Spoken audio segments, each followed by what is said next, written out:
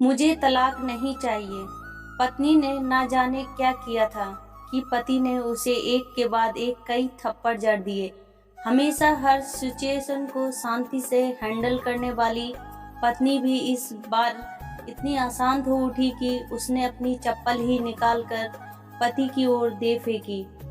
चप्पल पति के बालों को छूते हुए निकल गई। एक किस्सा यहीं खत्म हो सकता था, मगर पति ने इसे अपनी मर्दांगी का विषय बना लिया और बात बद से बदतर होती चली गई। रिश्तेदारों ने भी आग में घी डालने का काम किया। किसी ने ना कहा जो औरत अपने पति को चप्पल से मार सकती है, वो नहीं तो वफादार हो सकती है और ना ही पतिव्रता।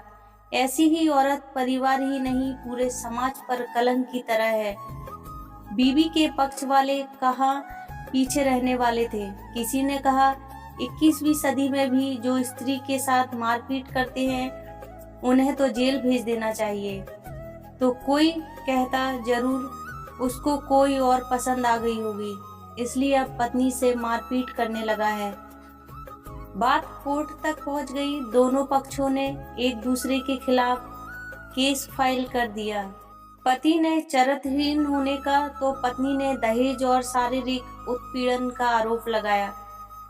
2 वर्षों से अधिक समय के लिए केस चला था। इन 2 वर्षों के दौरान दोनों पति पत्नी अलग अलग रह रहे थे। इन 2 वर्षों के दौरान दोनों पक्षों के समर्थकों की संख्या कम हो गई थी। पहले जहां दोनों पक्षों में समर्थकों का समूह होता था, अब गिने चुने लोग रह गए थे। पति और पत्नी दोनों की आर्थिक स्थिति भी इस समय के दौरान नीचे गिर चुकी थी, जिन्हें वो अपना शुभचिंतक समझ रहे थे। पैसों की बात आते ही उन्होंने भी अपना पल्ला झाड़ लिया था। अगर कोई देने को राजी भी हुआ तो मोटे ब्याज की शर्त पर।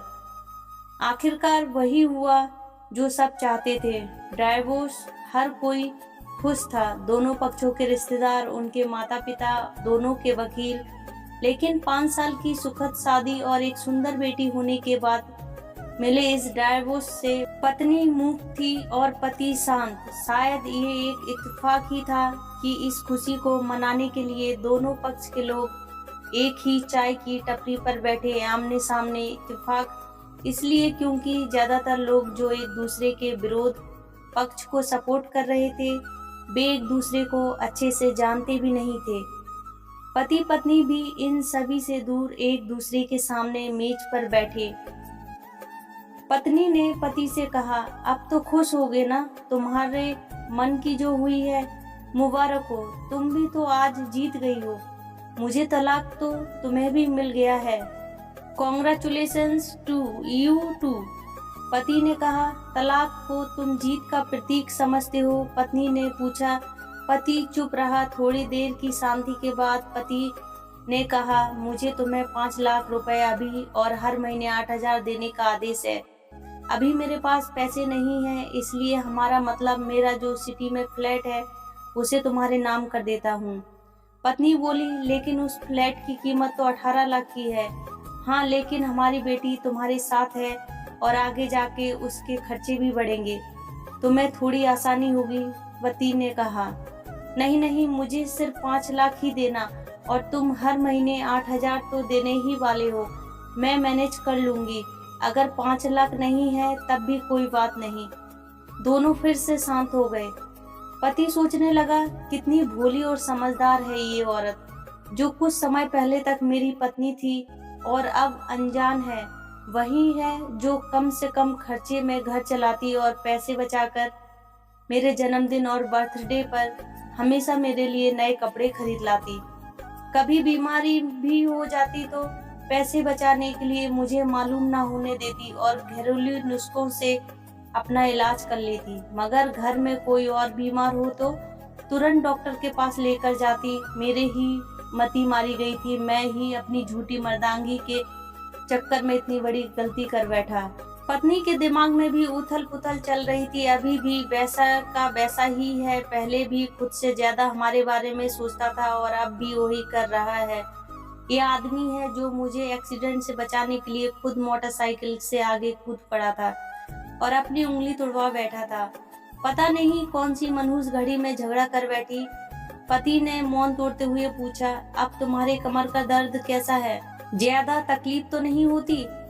पत्नी हल्का सा मुस्कुराई और बोली, अभी भी होता है। वो तो होगा ही, तुम योगा या कसरत भी तो नहीं करती हो। अब किसी गायनोकोलॉजिस्ट को जरूर दिखा देना। पति ने कहा, तुम बताओ तुम्हारा अस्थमा कैसा है? अब क्या अब भी दौरे पड़ते हैं? पत्नी ने पूछा, हाँ पड़ते हैं, पहले से ज्यादा, क्योंकि अक्सर इन्हें भूल जाया करता हूँ याद दिलाने के लिए तुम जो नहीं हो। अब पति बोला। पत्नी की आंखों में आंसू आ गए। वो बोली, तुम्हें मेरे चरित्र पर सवाल नहीं उठाने चाहिए थे, तो ये परिस्थिति आती ही नहीं। हाँ मैं जानता हूँ तुम बहुत अच्छी हो, मुझसे गलती हो गई, बहुत बड़ी गलती। मैं लोगों के बहकावे में आ गया था। पति बोला, तुमने भी तो मुझ पर दहेज का इल्जाम लगाया था। वो बोला, गलत था और इस बात का मुझे भी पछतावा हुआ। पत्नी ने कहा। पति कुछ कहना चाह रहा था लेकिन हिचकिचा रहा था। पत्नी ने पूछा, कुछ कहना चाहते हो? वो बोला, क्या सब पहले जैसा नहीं हो सकता? क्या मतलब? पत्नी बोली, मतलब कि हम फिर से पहले की तरह पति पत्नी बनकर, सच्चे दोस्त बनकर नहीं रह सकते? पति बोला, पर ये डाइवोर्स के पेपर दिखाते हुए पत्नी ने कहा, फाड़ देते हैं। पति ने अपने पर्स रखे डाइवोर्स के पेपर फाड़ते हुए कहा। पत्नी ने भी अपने पास रखे पेपर फाड़ दिए। सभी हैरान थे, वकील, रिश्तेदार और माँ बाप। पति पत्नी दोनों एक दूसरे के हाथ में हाथ पकड़े अपने घर की तरफ चले गए। दोस्तों, ये कहानी उन हर पति पत्नी के लिए बड़ी सीख है जो छोटी छोटी बातों पर लड़ते हैं और इन झगड़ों को बड़ा बना के अलग होने का डिसीजन लेते हैं। प्यार और झगड़ा तो एक सिक्के के दो पहलू की तरह है। दोनों को स्वीकार करना होगा, तभी ये पवित्र रिश्ता उसकी मंजिल तक पहुंच पाएगा। दोस्तों, इस कहानी पे आपकी क्या राय है? कमेंट्स करें। आज की कहानी पसंद आए तो एक लाइक, शेयर और सब्सक्राइब जरूर करें।